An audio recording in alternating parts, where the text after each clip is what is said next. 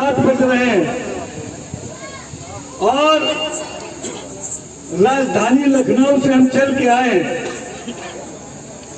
2 minute सबको शांत हो जाइए भैया। अरे भाई बस शांत हो जाइए 2 मिनट। और यहाँ आने का एक गांव में, इस गांव का क्या नाम है? सेवड़ा। सेवड़ा। सेवड़ा जो कि एक गांव है इस जिले का। इस गांव में रात में आने का क्या मकसद है? अगर नेतागिरी करनी होती, फोटो खिंचवाना होता तो दिन में आते, जिले पे आते और वहीं से 2-4 लोगों से मिलकर चले जाते। लेकिन रात में, शाम को, दोपहर में अलग अलग कस्बों में, गांव में, मोहल्लों में हम लोग घूम रहे हैं। और ये घूमने का मकसद क्या है? ये क्या वजह है कि मैं कौम के बीच में जाके अपने कौम के बुजुर्गों से और खास तौर पे इन कौम के नौजवानों से बात कर रहा हूं। कौमी चौपाल जब मैं मंत्री बना तो अल्पसंख्यक डिपार्टमेंट जिसकी जिम्मेदारी आप सबने मुझे दी, उस डिपार्टमेंट की तरफ से कौमी चौपाल की शुरुआत मैंने की। और इस चौपाल को शुरुआत करने का मकसद क्या था? इस काम को शुरू करने की मुहिम क्या थी कि जो कौम की खिदमत की जिम्मेदारी इस कौम के नौजवान को मिली है, ये कौम का नौजवान, ये दानिश आजाद अंसारी पूरी ईमानदारी से अपनी कौम की खिदमत के काम कर सके। देखिए ना, मुझे ऐसे चुनाव लड़ना है ना, मेरा और कोई राजनीतिक मकसद यहाँ का है। मेरा यहाँ आने का, मुस्लिम भाइयों के बीच में जाने का, पूरे उत्तर प्रदेश के हर कस्बे, हर गांव तक पहुंचने का क्या मकसद है? मकसद साफ है कि अब कौम की तकदीर और तस्वीर, इसको बदलने का वक्त आ गया है दोस्तों। कि हमारा मुस्लिम कौम आजादी के बाद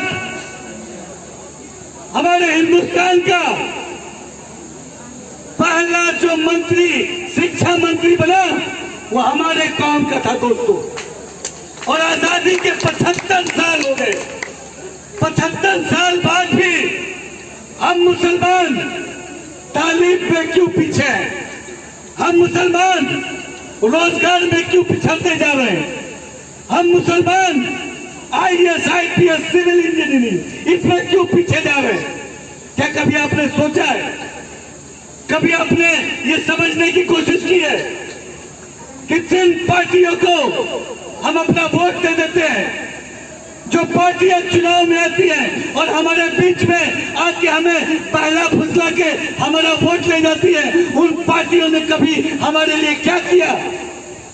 ये सपा है, बसपा है, कांग्रेस है, जिस पे हम मुसलमानों ने एतबार किया, उस पार्टी ने केवल और केवल हम मुसलमानों के पीठ पे छुरा भोगने का काम किया। आज ये कौम का नौजवान दानिश आजाद अंसारी इस कौम की खिदमत करने के लिए तैयार है। लेकिन ये दानिश अंसारी तभी इस कौम की खिदमत कर पाएगा जब आप लोग मेरा साथ दोगे।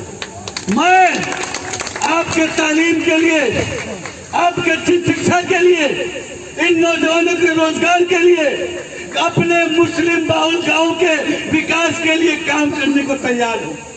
लेकिन आपको भी मेरे हाथों को मजबूत करना होगा।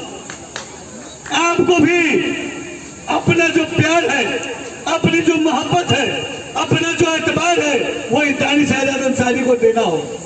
हमारे साथ कुंवर बासित अली जी आए, हमारे साथ जिरगाम भाई मौजूद हैं, हमारे साथ तमाम ये समाज के जो लोग हैं, जो जिम्मेदार लोग हैं, जिनको समाज को आगे ले जाने की जिनके पास जिम्मेदारी है, ये तमाम लोग मौजूद हैं। और कौमी चौपाल लगाने का मकसद यही है कि अपने कौम के बीच में जाए और उस कौम की जरूरत को समझे। और इंशाअल्लाह खुदा ने आज वो ताकत दी है, तो कौम की जो जरूरत होगी, ये दानिश अंसारी उस जरूरत को ईमानदारी से पूरा करने का काम करेगा।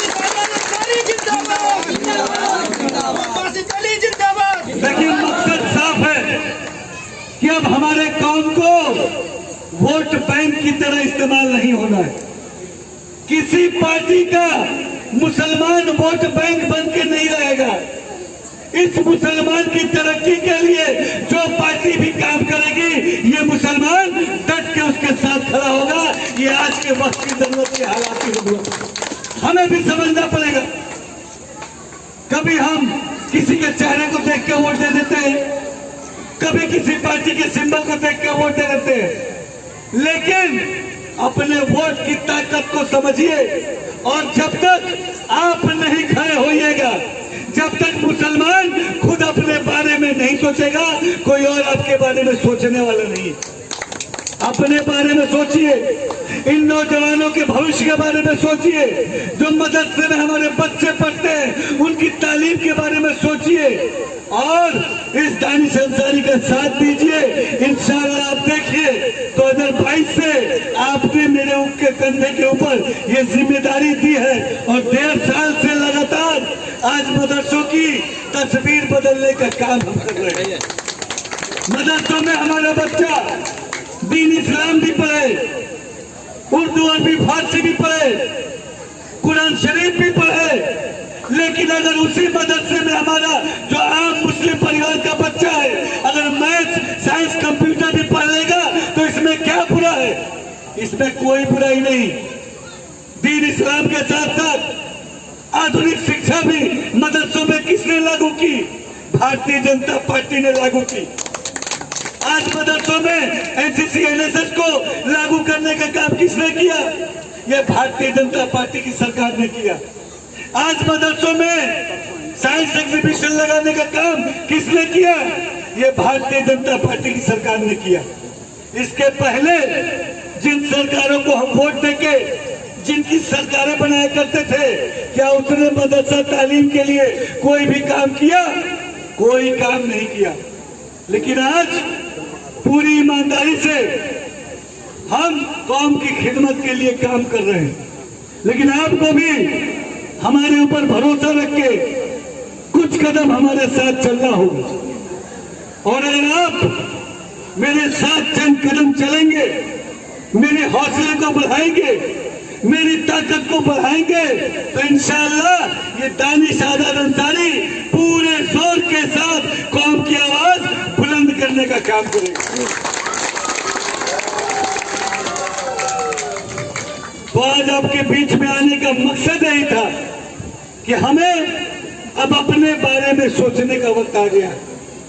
अब ये सवाल करने का वक्त आ गया है।